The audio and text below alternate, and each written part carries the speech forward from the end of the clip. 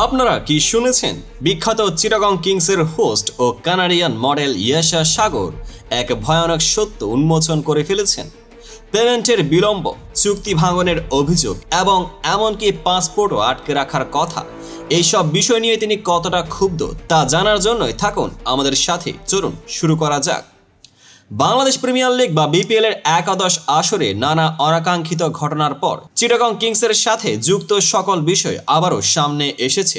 ইয়াশা সাগর নিজেই জানান, তার পারিশ্রমিক পেতে ছিল বেশ বিলম্ব, এখনও পুরো অর্থ পরিশোধ হয়নি।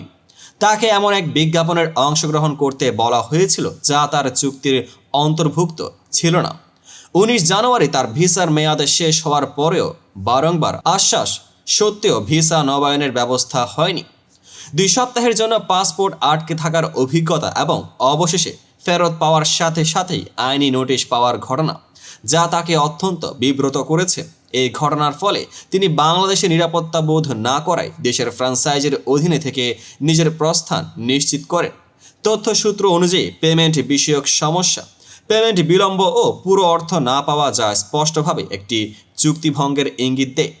অপ্রত্যাশিত বিজ্ঞাপন ও কাজ, চুক্তিতে না থাকলেও বিজ্ঞাপনে অংশগ্রহণের চাপ তৈরি করা হয়েছে। এই বিষয়টি পেশাদারিত্বের উল্টো। ভিসা ও পাসপোর্ট সমস্যা, 19 জানুয়ারির পর ভিসা নবায়নের আশ্বাস না দেওয়া এবং পাসপোর্ট আটকে রাখার ঘটনা। এটি শুধুই প্রশাসনিক অসুবিধা নয়, বরং ব্যক্তিগত মর্যাদার ক্ষতি। আইনি নোটিশ, এইসব ঘটনার পর রাতের কয়েক ঘন্টার মধ্যে আইনি নোটিশ পাওয়া, যা একটি অত্যন্ত সাংঘর্ষিক ও বিব্রতকর পদক্ষেপ। এইসব মিলে উঠে আসে একটি প্রেক্ষাপট যেখানে পেশাদারিত্ব ও স্বচ্ছতার অভাব স্পষ্ট। অন্যদিকে চিটাগং কিংসের কর্ণধার সামির কাদের চৌধুরীর মন্তব্য আছে। তার বক্তব্য অনুযায়ী তিনি জানান যে শেষ উইকে বাকি পেমেন্ট দেওয়ার প্রতিশ্রুতি ছিল, অর্থাৎ অর্থের ব্যাপারে তাদের কমিটমেন্ট ছিল।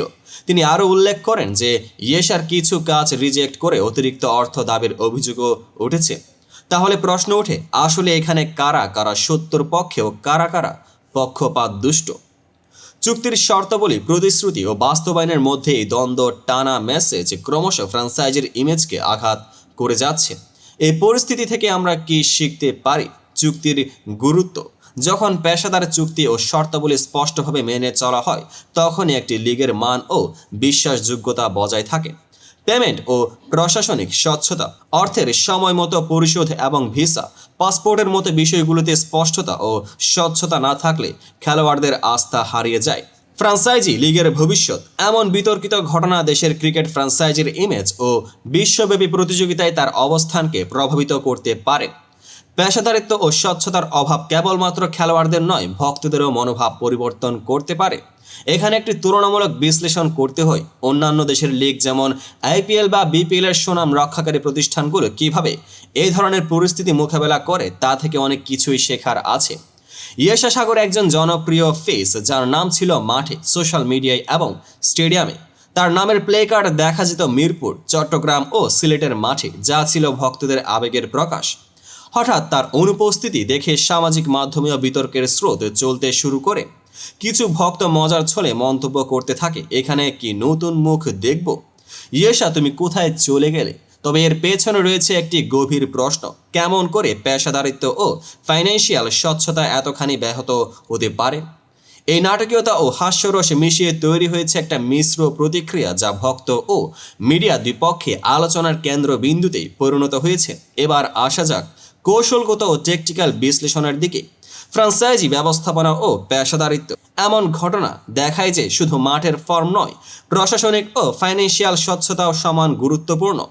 চুক্তি ও প্রতিশ্রুতির প্রতি আস্থা হারানো ভবিষ্যতে নতুন খেলোয়াড়দের আগমনেও নেতিবাচক প্রভাব ফেলতে পারে। ভবিষ্যতের প্রক্ষেপণ, যদি এই ধরনের অভিজ্ঞতা বারবার ঘটে, তাহলে বিপিএল এর ব্র্যান্ড ইমেজ ও আন্তর্জাতিক প্রতিযোগিতায় দেশের অবস্থান প্রশ্নবিদ্ধ হতে পারে। তবে অন্যদিকে যদি প্রশাসন দ্রুত ও কার্যকর পদক্ষেপ নেয়, তাহলে এই ঘটনার পরেও ভবিষ্যতে নতুন উদ্দীপনা ও প্রফেশনাল মান বজায় রাখা সম্ভব হবে।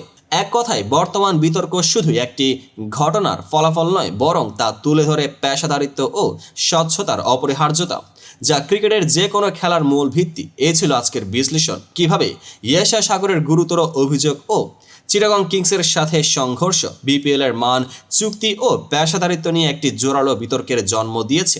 আপনি কি মনে করেন, এই বিতর্কের সমাধান কিভাবে আসবে? ভবিষ্যতে কি আবারও এমন ঘটনা ঘটতে পারে, নাকি প্রশাসন দ্রুত পদক্ষেপ নিয়ে এগিয়ে আসবে? আপনার মতামত ও প্রশ্ন জানাতে নিচে কমেন্ট করুন। ভিডিওটি যদি ভালো লেগে থাকে তবে সাবস্ক্রাইব ও লাইক করে আমাদের সমর্থন করুন, যাতে আমরা আরও অ্যানালাইসিস, ইনসাইট ও আপডেট নিয়ে হাজির হতে পারি। ধন্যবাদ। দেখা হবে পরবর্তী ভিডিওতে।